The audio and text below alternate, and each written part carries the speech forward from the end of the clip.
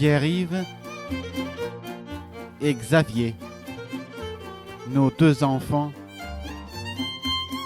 issus de nos liens conjugaux, liens que nous avons pris au pied de la lettre, puisque, attelés symboliquement au même joug, nous avons eu à cœur de tirer notre petite charrette de gamin. Nous avons ainsi parcouru des routes souvent baignées de lumière, mais pas toujours.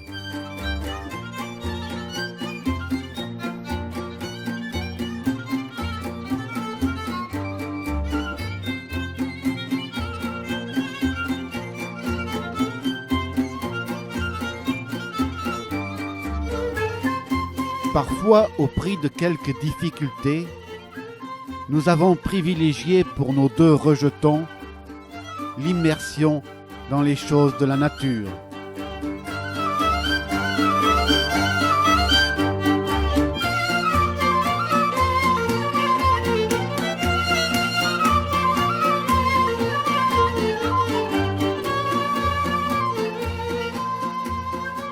Et sans changer nos habitudes, nous avons aimé en été dépasser les frontières de l'Hexagone.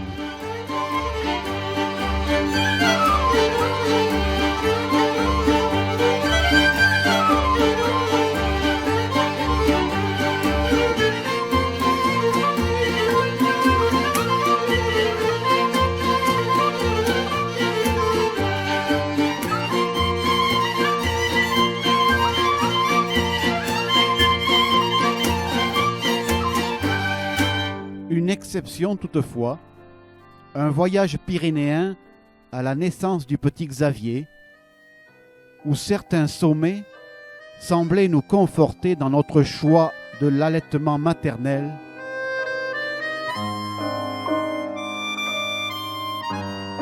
aidé pour l'occasion par le contenu d'un porte-bidon peu commun.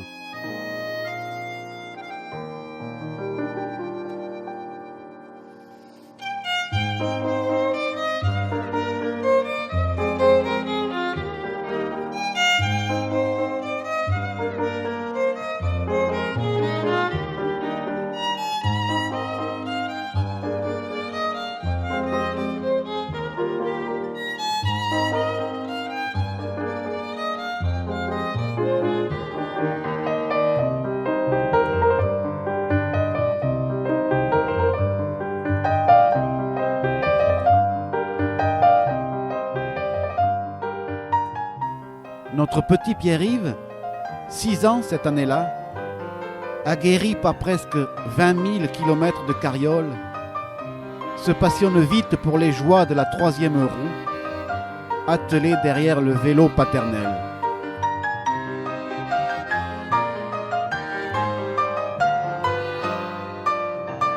Le symbole de cet été pyrénéen réussi se résume pour nous dans cette photo où 2 mois seulement après avoir mis au monde notre petit Xavier, paisiblement installé dans son carrosse, Hélène en termine avec un petit col au nom relativement connu.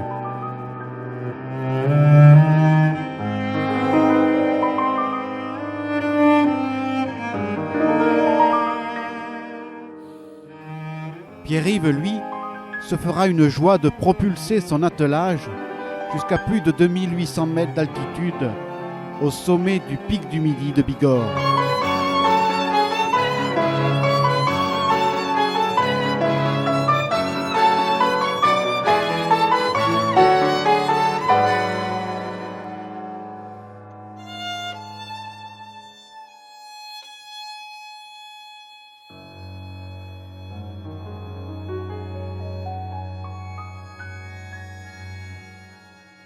Mais l'été suivant, les grands espaces norvégiens nous tendent les bras et, abandonnant la voiture, nous adoptons l'autonomie complète, gage de liberté.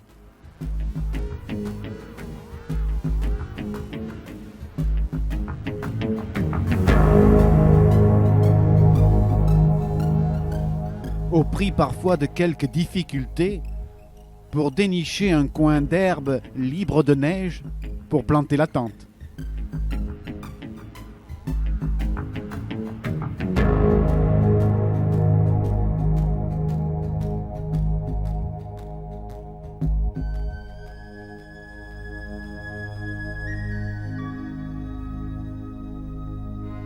Et oui, dans cette Norvège du Sud, même au mois de juillet, et à guère plus de 1000 mètres d'altitude, on peut, à défaut de bronzer, se régaler les yeux de spectacles fascinants.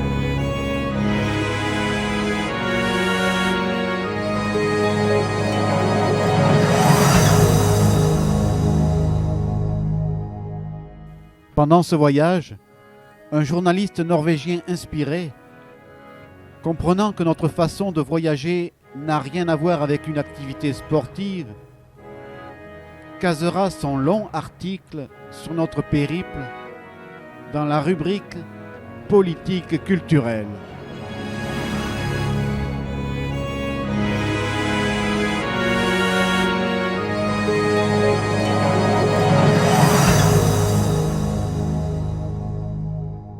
Puis, la pseudo-révolution roumaine nous fait mettre cap à l'Est, une première fois pendant l'été 90 et une deuxième en 97.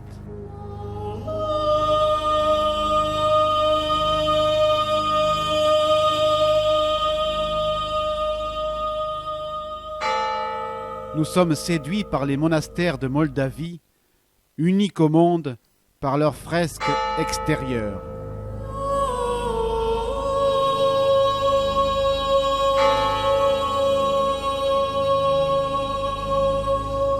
En 1990, Pierre-Yves a déjà 8 ans, l'âge où il est possible de passer d'une 3e roue à 2 roues autonomes.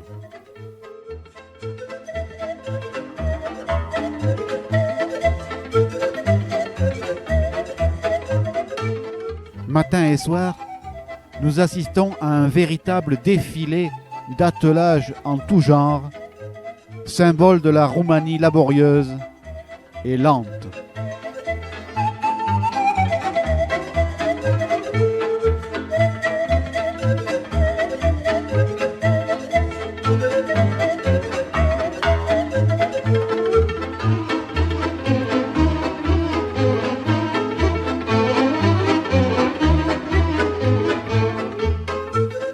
Attelages classiques ou originaux, tels cette remorque rehaussée, ou ce curieux camping-car hippomobile.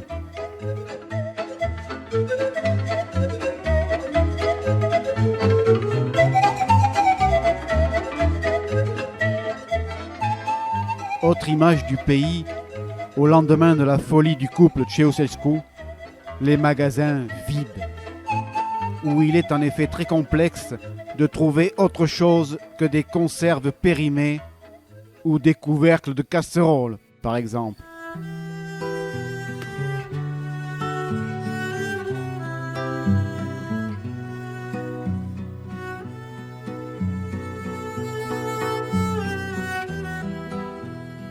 À la Roumanie des villes, où Mercedes et charrettes baignent dans la même inimaginable pollution,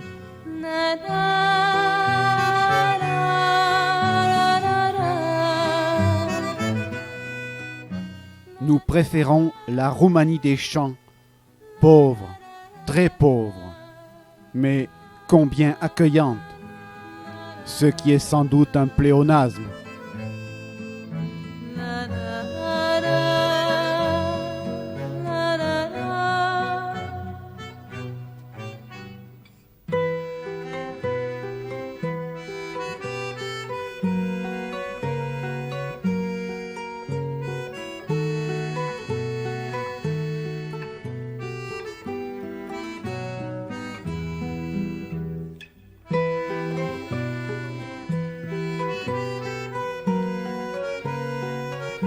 Dans les villages, l'eau est plus courante dans les nids de poules que sur les éviers des maisons, maisons qui sont alignées le long de l'unique rue.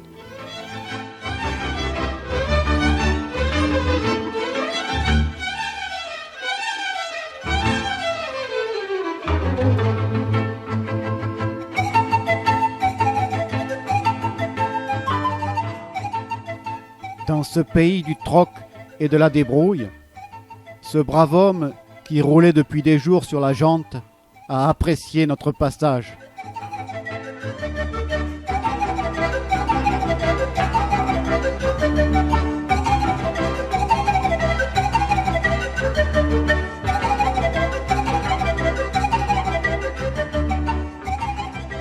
Mais la Roumanie est surtout le pays de la rencontre, où les échanges d'adresses peuvent être quotidiens.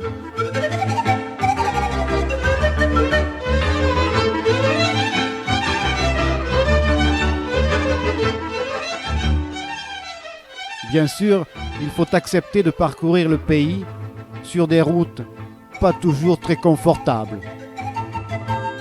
La borne de cette nationale est plus aguichante que son revêtement.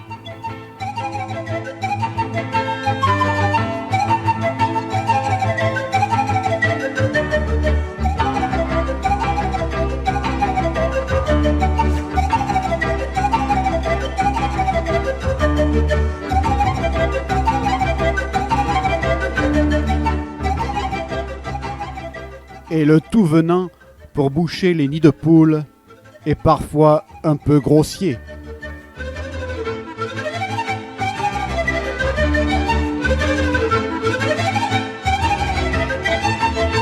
Face à leurs multiples problèmes, les Roumains ont un antidote miracle, l'humour. À cause de l'omniprésence des nids de poules, ils vous donneront ce conseil amical: dans les autobus, il est déconseillé de chanter, sinon on peut se couper la langue. Contemplant ce beau monastère en construction en 1997, nous avons été ahuris que l'eau courante n'y soit même pas une éventualité envisageable, puisqu'on y avait construit un puits tout neuf.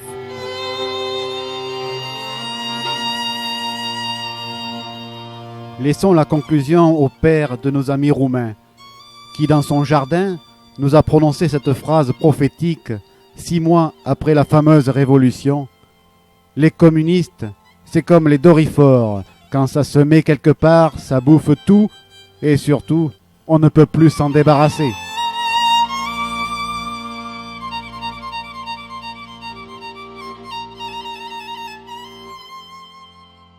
1991.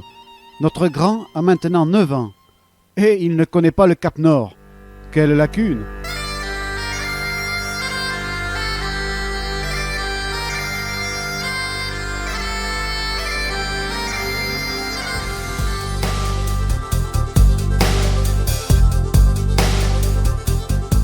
Motivé sans doute par le but à atteindre, notre bout de chou nous étonne par la résistance dont il fait preuve.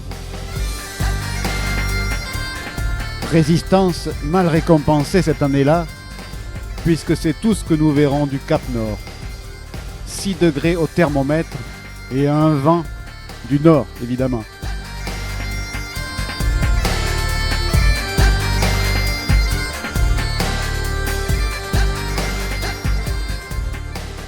Mais les conditions atmosphériques s'amélioreront vite.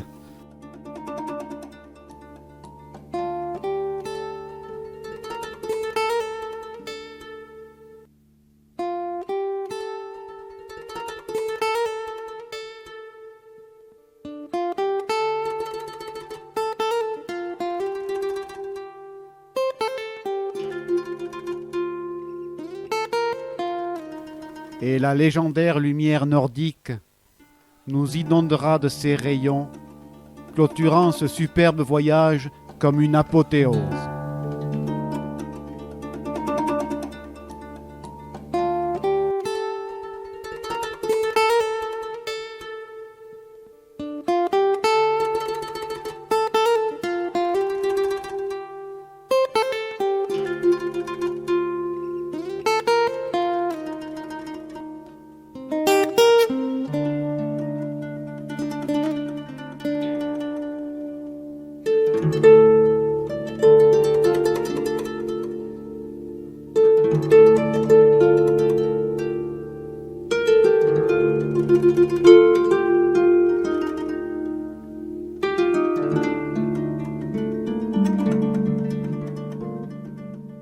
Pour les 4 ans de notre petit Xavier, nous optons pour la chaleur de la Grèce profonde.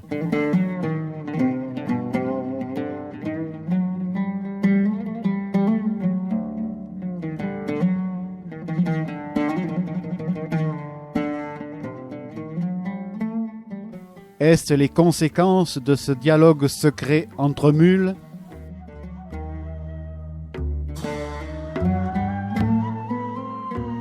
Nous délaisserons la Grèce touristique pour nous immerger au cœur du pays.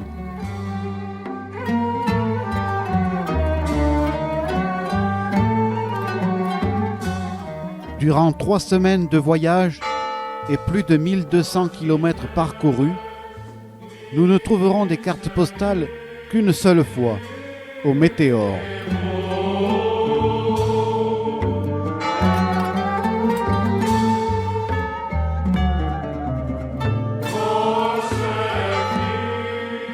Dans ce pays touristique s'il en est, nous ne pourrons jamais passer une nuit dans un camping, n'en ayant trouvé aucun.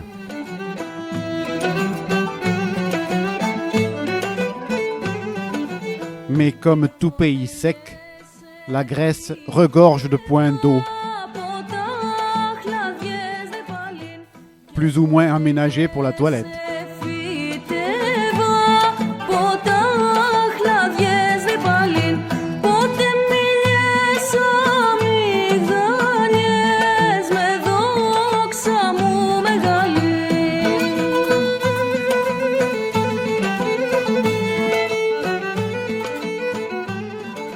Copains de jeu, rencontres,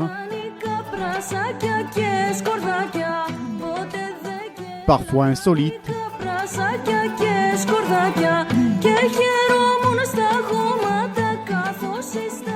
œuvres d'art magnifiques, même si elles sont moins connues que l'Acropole, ne nous feront pas regretter ce choix de voyage.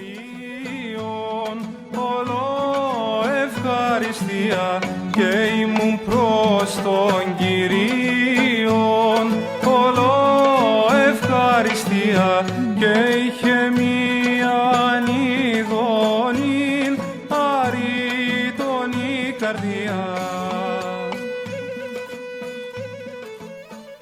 Mais la lumière nordique nous manque. Nous ne pouvions clôturer ces 11 années de périple en carriole que dans ce pays cher, la Norvège.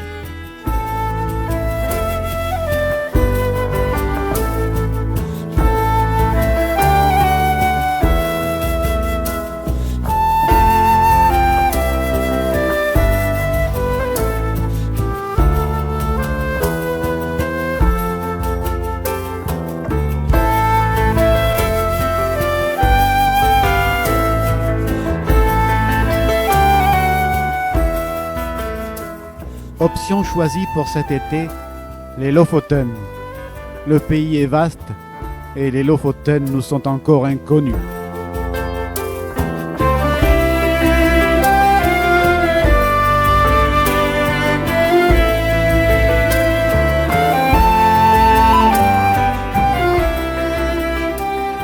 Entre les pauses, pour nous, les jets de cailloux, pour Xavier, nous dégustons les paysages de ces îles hérissées de pics.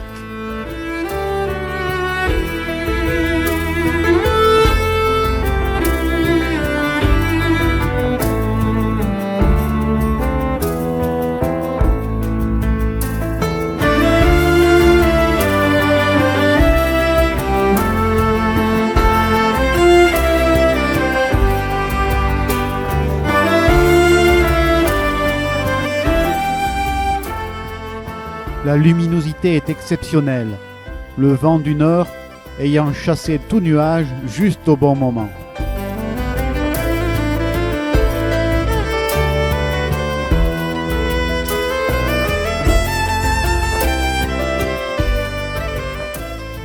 Nous écarquillons les yeux à la vue de ce fantastique glacier descendant jusqu'à l'altitude 0.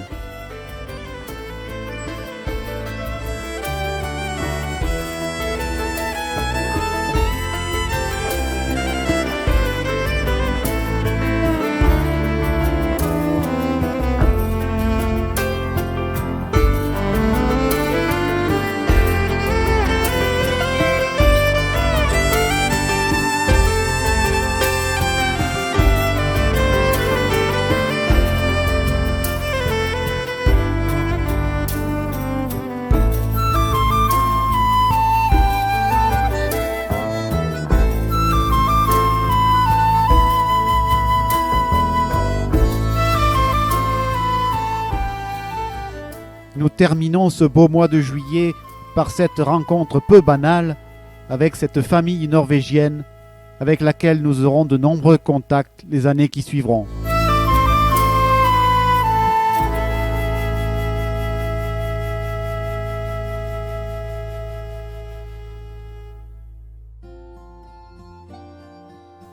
Comme son aîné, Xavier va sauter de la carriole sur la 3e roue l'été de ses 5 ans. There's not but care on every hand, and every hour that passes on. Nous mettons le cap sur la région des lacs en Finlande. Twere not for the lassies, oh, green grow the rushes, oh, Pays fleuri, sans aucun doute. green grow the rushes, oh, the sweetest hours that e'er I spent are spent among the lassies, oh, the whirly rays may riches chase. Pays plat, soi-disant. Riches still may fly them low, and though at last they catch them fast, Il faut se méfier des apparences. Notre altimètre nous révélera que nous aurons gravi plus de 10 000 mètres de dénivelé sans jamais dépasser 300 mètres d'altitude. the rushes, oh, the sweetest hours that e'er I spent are spent among the lassies, oh. Pays roi de la piste cyclable où l'on croise en agglomération ces trottinettes troisième âge, pistes cyclables qui mènent immanquablement à travers passages à niveau et ponts spécifiques au parking à vélo du supermarché.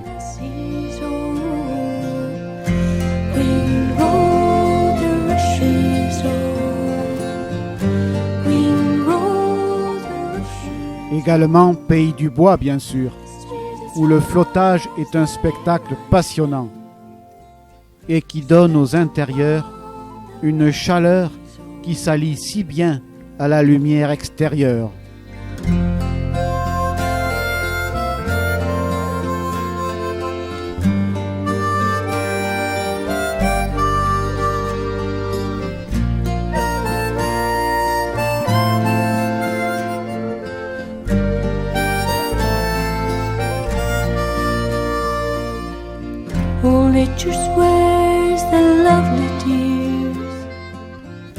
Moyen de transport privilégié dans cette région des lacs, l'autobus à vapeur flottant. Une joie pour les enfants, une journée de repos pour les parents.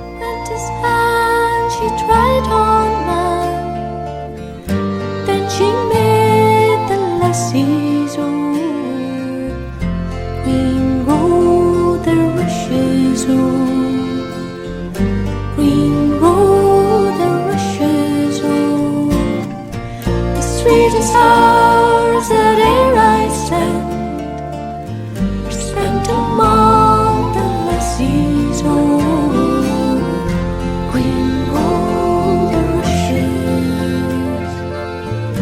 green roll the rushes.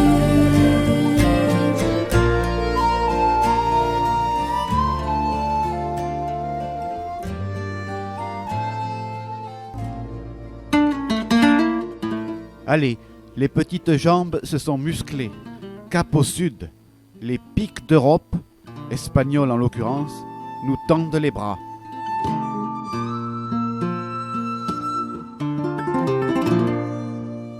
Bras fort resserrés en l'occurrence, dans cette somptueuse gorge que le déferlement VTT aura réussi à interdire au vélo.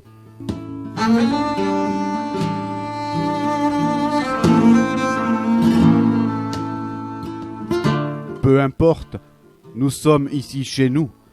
C'est notre troisième passage en ce lieu.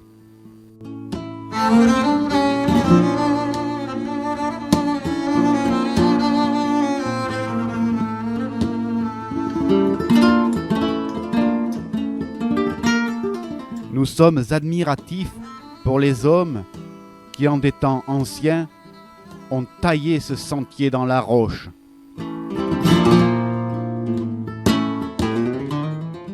Un sentier muletier au premier sens du terme, c'est-à-dire à la taille d'un mulet.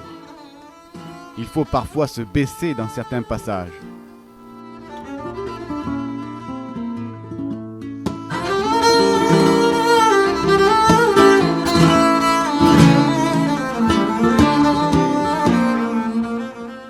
Bien sûr, cet été-là, nous faisons une pointe à Compostelle. Mais la foule et la cathédrale sont trop tarabiscotées pour nous. La cathédrale d'Espagne qu'on préfère, la voici justement qui apparaît à l'horizon, dans la brume matinale. Le Naranjo de Bulnes, dans les pics d'Europe encore. Splendide cathédrale de pierre qu'on ne se lasse pas d'admirer.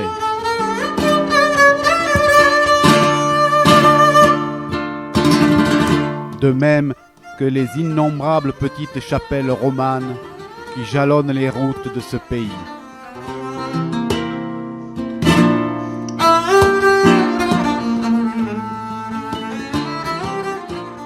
Encore un beau voyage qui se termine, ponctué par les arrêts à la pompe, pour alimenter non le moteur, mais le réchaud, permettant de cuire la nouille quotidienne, un sucre lent pour aller loin, lentement.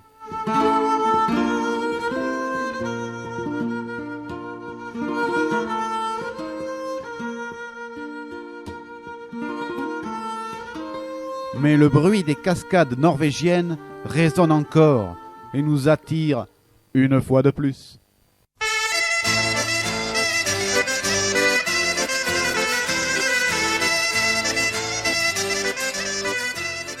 Xavier n'a pas encore pédalé autour des fjords norvégiens.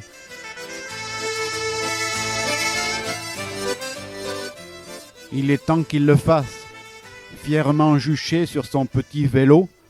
Adieu la troisième roue. À lui les fantastiques routes de ce sud norvégien.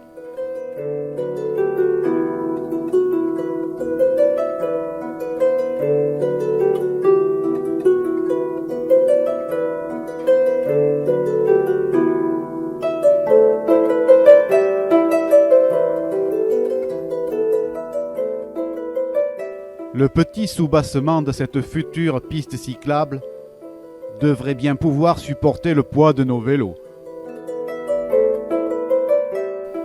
Un coup d'œil attendri sur un de ces cimetières nordiques où il fait si bon vivre que les fleurs vous sourient. Et voilà la Rollarvegen, paradis des cyclistes norvégiens. Quelques 80 km interdits à tout véhicule motorisé le long de la voie ferrée Oslo-Bergen, dont le point culminant est vers 1400 mètres d'altitude. Ce qui fait que certaines années neigeuses, cette piste n'est praticable que quelques semaines en août début septembre. Les Norvégiens sont attachés à posséder un petit cottage. Ils le construisent de préférence dans un lieu très isolé et surtout non accessible en voiture. Nous serons accueillis ce soir-là par nos amis norvégiens rencontrés 3 années auparavant. Et ils nous conduiront au pied d'un de ces énormes glaciers qui sont juste derrière chez eux.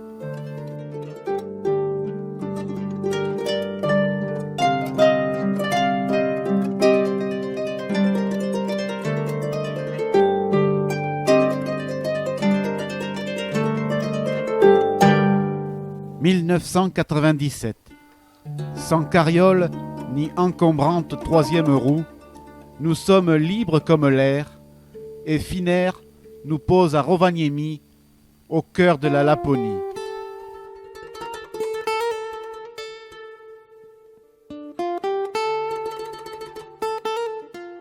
Xavier n'a jamais foulé de ses roues la falaise du Cap Nord. Pierre-Yves n'y a jamais vu que du brouillard. On y retourne.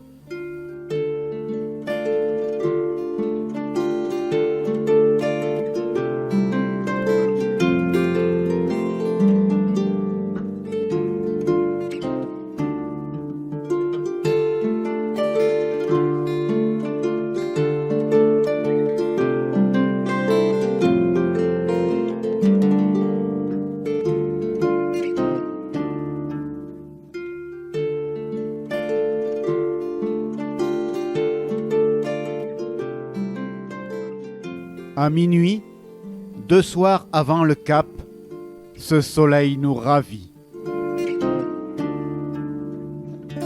Mais planter la tente sur le plateau du Cap Nord, ce toit de l'Europe, c'est toujours émouvant.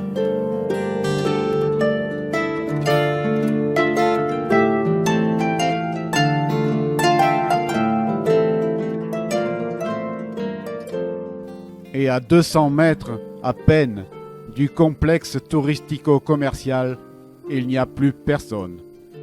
Sauf si vous vous baladez sur le coup de 3-4 heures du matin par exemple, car là, les autochtones sont bien tranquilles.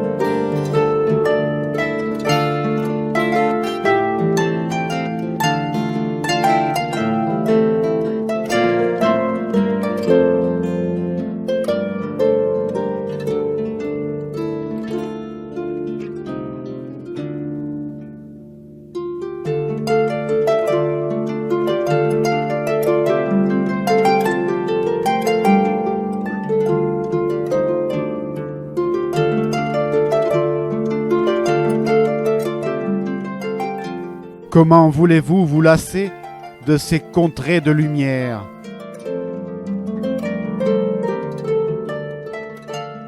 De ces campings de rêve?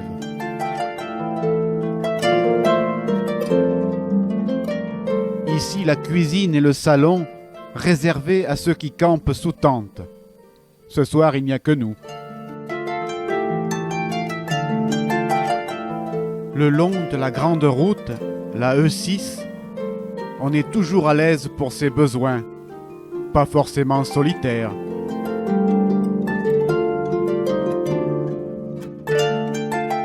Chaque soir, ces aménagements provoquent un agglutinement de camping-cars et autres caravanes comme mouches autour du pot. Mais ailleurs, les coins sauvages ne manquent pas.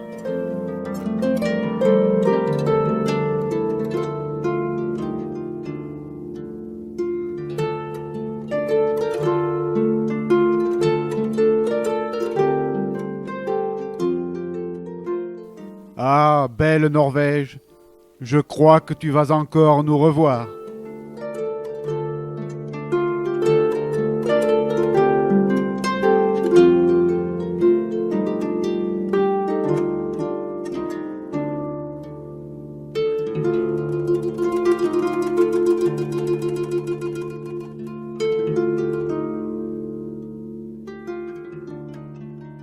Le prochain été, par exemple.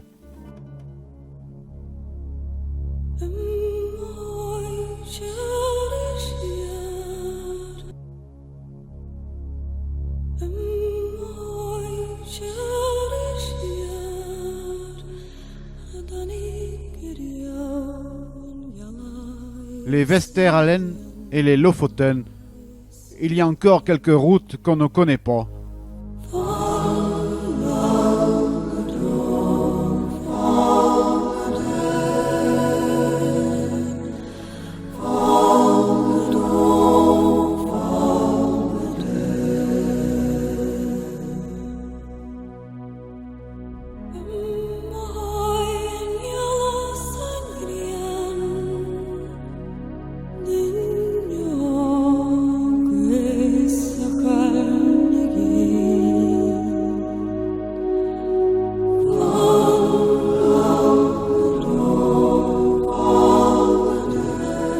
Quelques cimetières qu'on n'a pas encore admirés.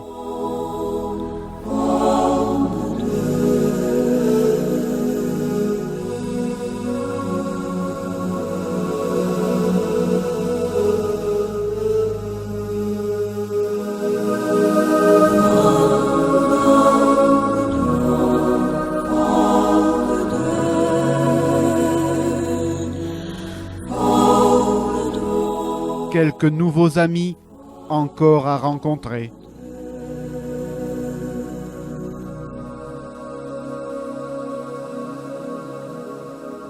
Et nous n'avions encore jamais planté la tente au pied de ce célèbre pic norvégien.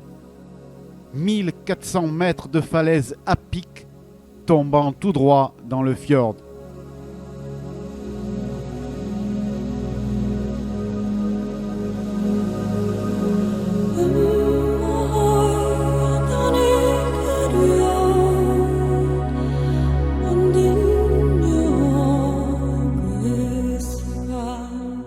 Mais depuis des années, nous rêvons de la découverte d'un pays plus lointain.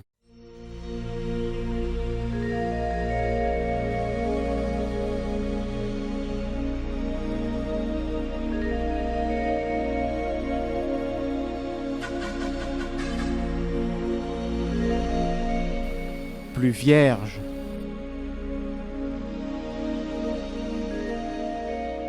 Plus désert.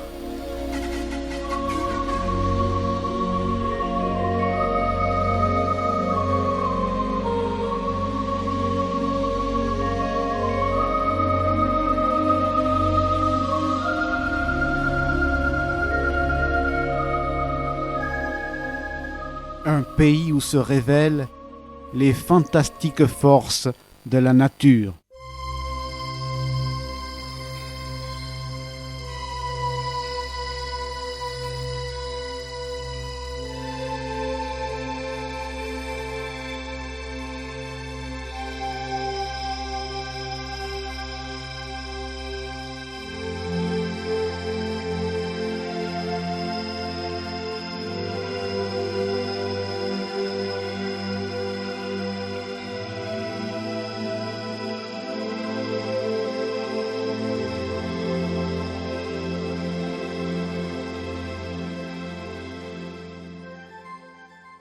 Pour cela, nous avons dû attendre que nos enfants aient un peu grandi pour apprécier un voyage un peu plus rude que les autres.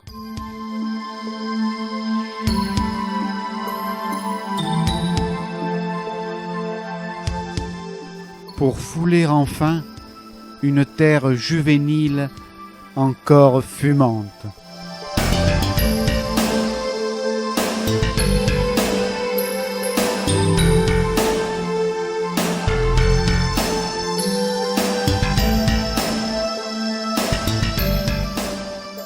Une terre où se marient le froid et le chaud.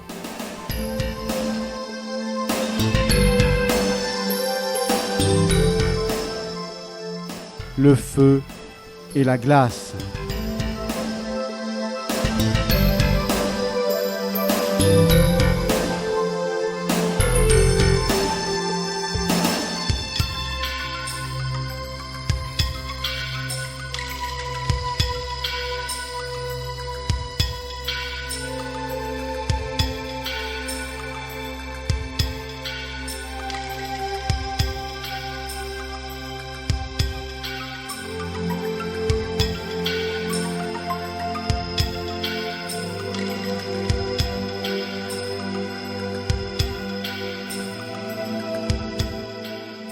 Une terre d'aventure au dépaysement garanti.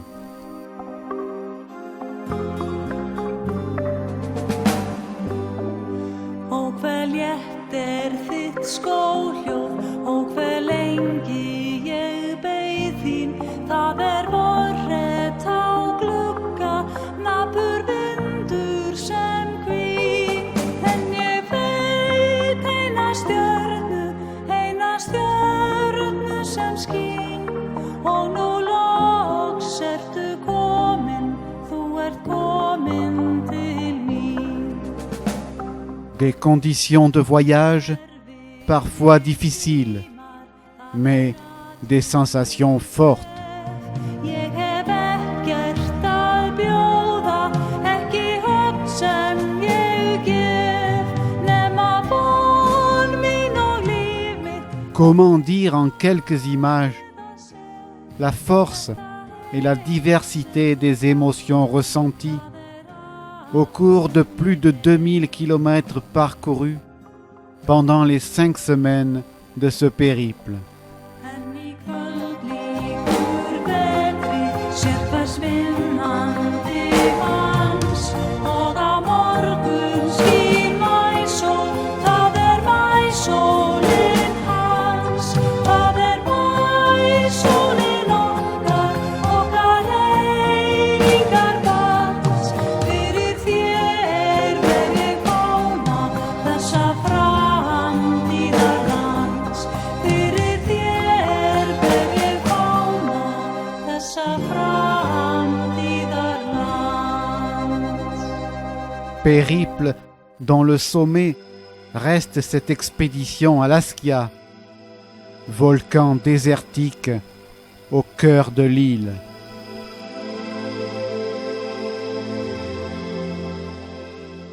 La longue progression vers ces 2 lacs de cratères fut parfois difficile,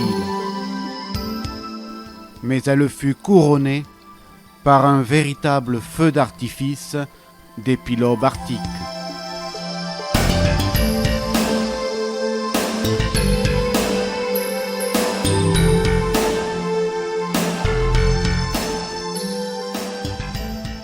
Une fleur magnifique qui, parmi tant d'autres, nous aura révélé la puissance de la vie sur cette terre tourmentée.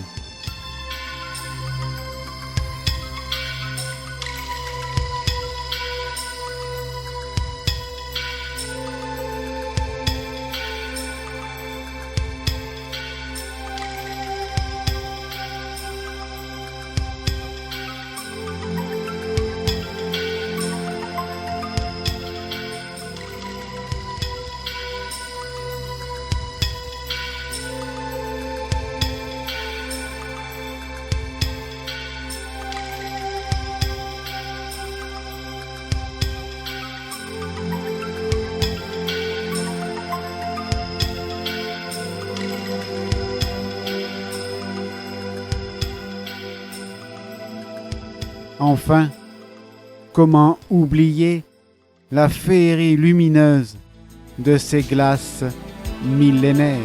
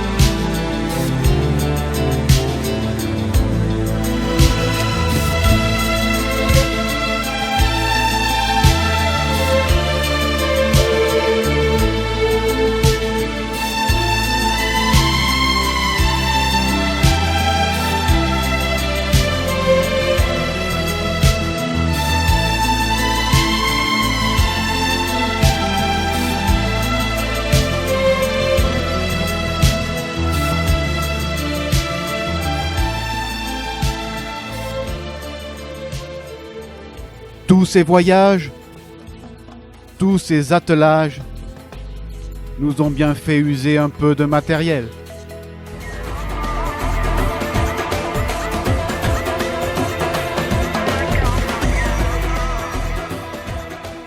Mais quelle joie de voir nos deux petits chasser l'école avec autant d'ardeur.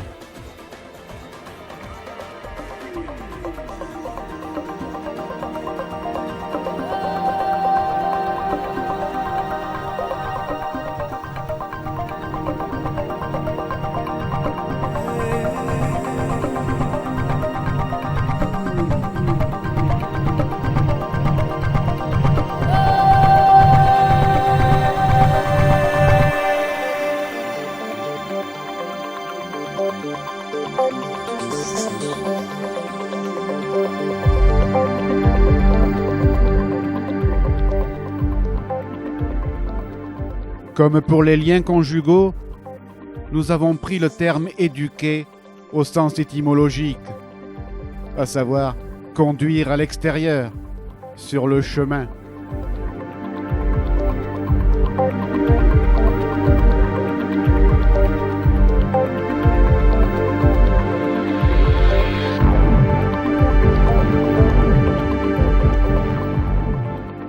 Tant de chemins ont déjà vu passer nos rejetons, comme ici les crêtes de la Sieta en Italie, alors que Xavier a tout juste 11 ans.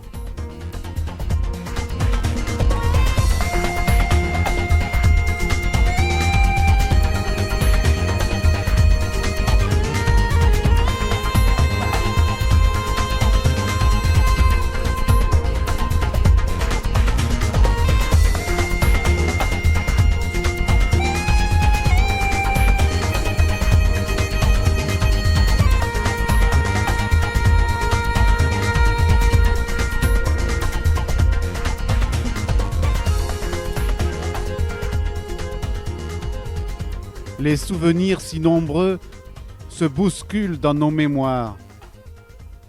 Parmi eux, cette mémorable ascension du Galibier.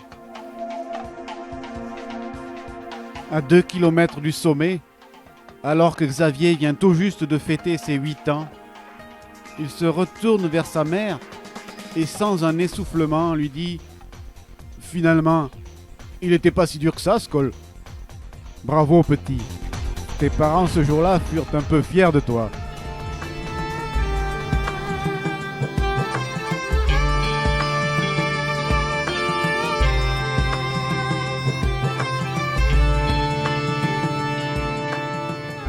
Être inscrit au club des 100 cols à 8 ans, alors que son frère ne l'avait été seulement qu'à 10, en voilà une sacrée motivation.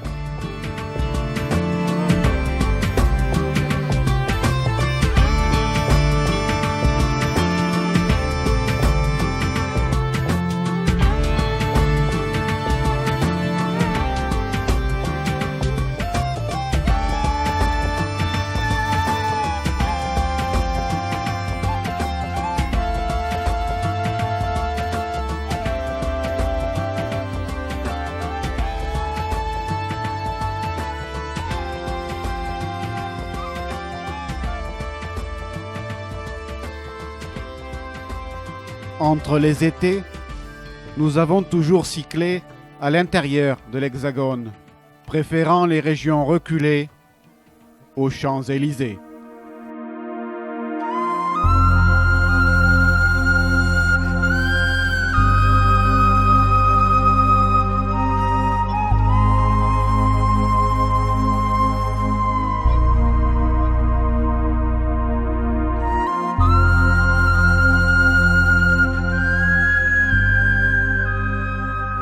Et la traditionnelle grimpée sur le géant de Provence nous aura comblés presque tous les lundis de Pâques. Y ayant fait passer tous nos divers attelages, nous l'aurons vécu comme un pèlerinage.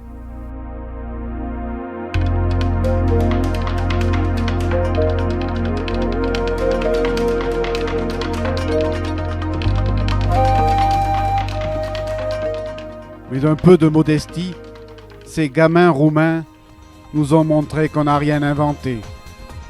Et si nous avons méticuleusement échelonné les naissances, les Roumains nous ont aussi montré qu'on aurait pu faire un tir plus groupé.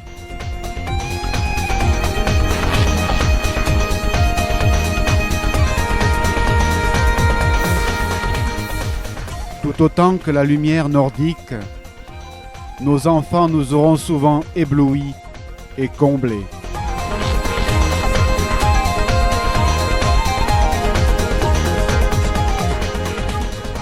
Merci à eux pour les joies qu'ils nous ont si souvent données. Les emmerdes, on les a oubliées.